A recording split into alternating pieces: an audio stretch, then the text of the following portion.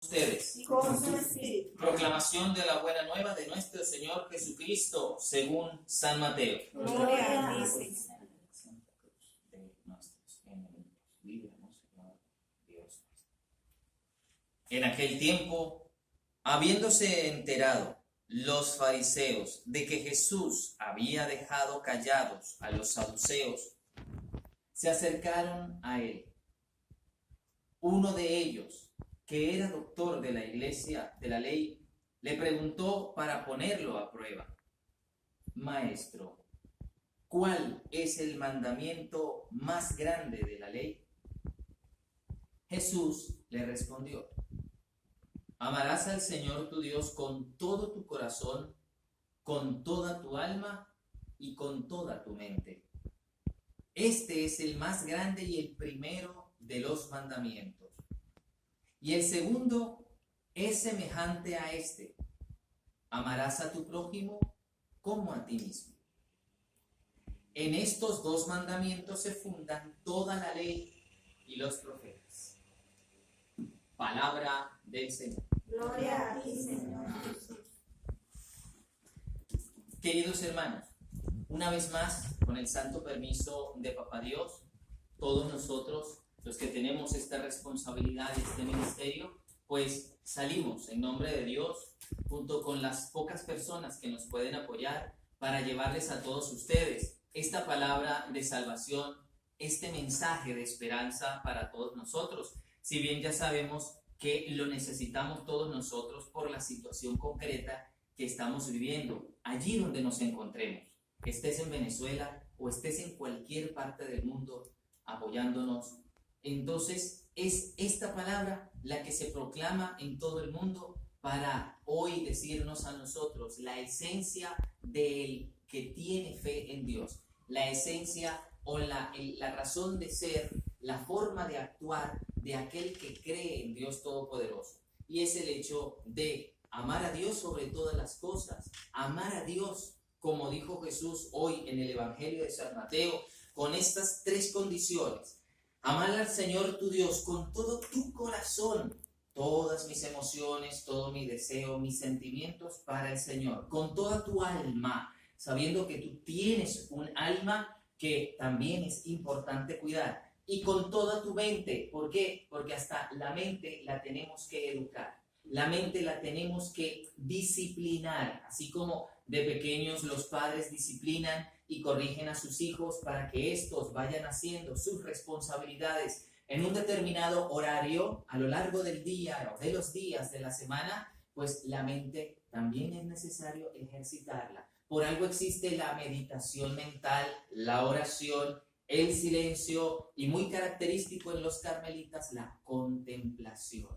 Por ello es que necesitamos buscar y amar a Dios con estos tres elementos importantes que forman parte o son potencia en el ser humano, con todo el corazón, con todo el alma y con toda la mente. Ahora bien, vamos a ir en el contexto un poco de ello. Hoy hemos encontrado en el Evangelio de San Mateo, capítulo 22, que se acercan a Jesús. Ubiquémonos en que ya Jesús está casi terminando su parte pastoral de su servicio de 3 años que estuvo evangelizando. Y Jesús, ya con sus actos, había desafiado un poco las normativas de aquella época. Es en este momento en que para el tiempo de Jesús más o menos habían algunas agrupaciones que tenían una idea, un concepto, una escala de valores diferente en cuanto a buscar obedecer lo que sea necesario para poder ganarse el cielo.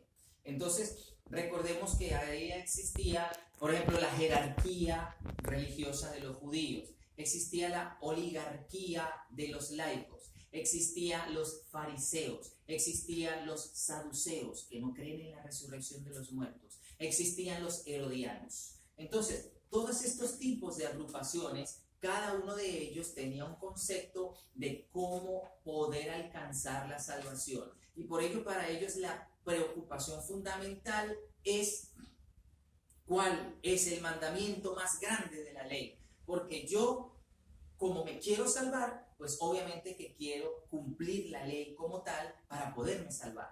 Pero no había los criterios, el criterio no era único, unísono para ver cuál era el primer mandamiento.